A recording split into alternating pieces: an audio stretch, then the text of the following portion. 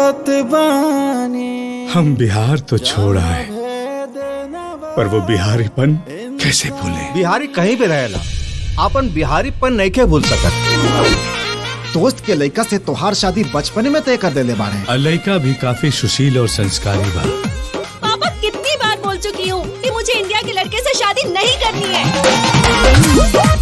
तू लंदन आ रहा हो बड़ा? हमार शादी फाइनल हो गई बा अंजलि से। अब तू तो जानते बाड़ू, हम बचपने से उसे प्यार करीला। आशिक हो या कोई पागल जो मेरे पीछे पड़े हो। हले दमाद तो बिल्कुल पवित्र तली का लागत वाले। तुम तो दीवाने बड़े हो।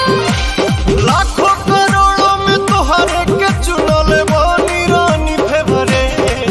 ओठ लाली हकी ओठ पापी घिलैले बाड़ू चकले। ऐसा मरीज के लाइफ 6 महीना से 1 साल तक हो खेला। आप जैसा कहेंगे मैं वैसा ही करूंगी। मरे से पहले जीते जी हम तार कन्यादान कर दी बेटा। मेरी एक शर्त है, शादी के बाद लड़के को 6 महीने यहाँ लंदन में रहना पड़ेगा मेरे साथ। ये पलंग तो अब वहीं चोचिया लागल। मुझे ना आपकी ये दाढ़ी और मूछ बिल्कुल अच्छी नहीं लगती। तो अब वहीं छिला वाली कि कार्यक्रम भइला के बाद देख के तोहारी ड्रेस हो भायु मिजाज हमर रेस हो। बढ़ जाता दहिया में 10 लीटर खून। ऐसे खोसा जानी पेटीकोट में साड़ी के चून। दिमाग हमार हो जाता सुन। ओ हेलो, ये पति वाला भ्रम ना अपने दिल और दिमाग से निकाल के फेंक दो, क्योंकि ना ही मैं तुम्हारी वाइफ हूँ और ना ही तुम मेरे हस्बैंड। 7 फेरे लेके पूरे रस्मों रिवाज के साथ शादी की है। तुम हिंदुस्तानियों का ना मुझे समझ में ही नहीं आता। पेड़ पौधा ईंट पत्थर पता नहीं किस किस की पूजा करते हैं।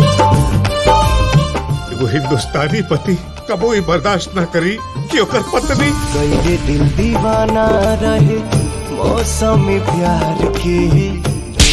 जब मैं तुम्हारे बाप के लिए पति बनने का एक्टिंग कर सकता हूँ, तो क्या तुम मेरी माँ के लिए बहू बनने की एक्टिंग नहीं कर सकती हो? बाड़ू हमारा हाथ से भी आवल बेटा। अंजलि घबराई भैया, ओके कोरोना हो सकेला। चांद का बोना है राम जी हो सके हमार चांद का बोना। आपने खाना खाया? तू आप कह दिलू हमार पेट भर गई। जैसे तुम अपना हस्बैंड समझ रहे हो ना, वो मुझसे प्यार करता है। का खास हो बा हमरा पास हो के फेरा में हमारा रहेला। कुछ ना बुझात बा बोलो का बात बा खुल के काहे ना कहेला। कारी कजरारी नैन बान मारेला। तोहर लाला का लिपस्टिक तोहर लाला का लिपस्टिक जान मारेला। मर्द मर्द होता है, वो चाहे लंदन का हो या इंडिया का। इससे मोहब्बत के बारे में क्या पता होगा? हाँ? बाप मुगले अनहरिया में, बेटा का नाम पावर हाउस। कंट्रोल जवानी बाहों में ले ले दिल भर जानी तो हरे न भाई जमावल गई। आवो ना चलो हटा होने सटा नहीं भिरी हमारा अभी मूड नहीं। अच्छा जय अब नाई है। नहीं आएगा मतलब?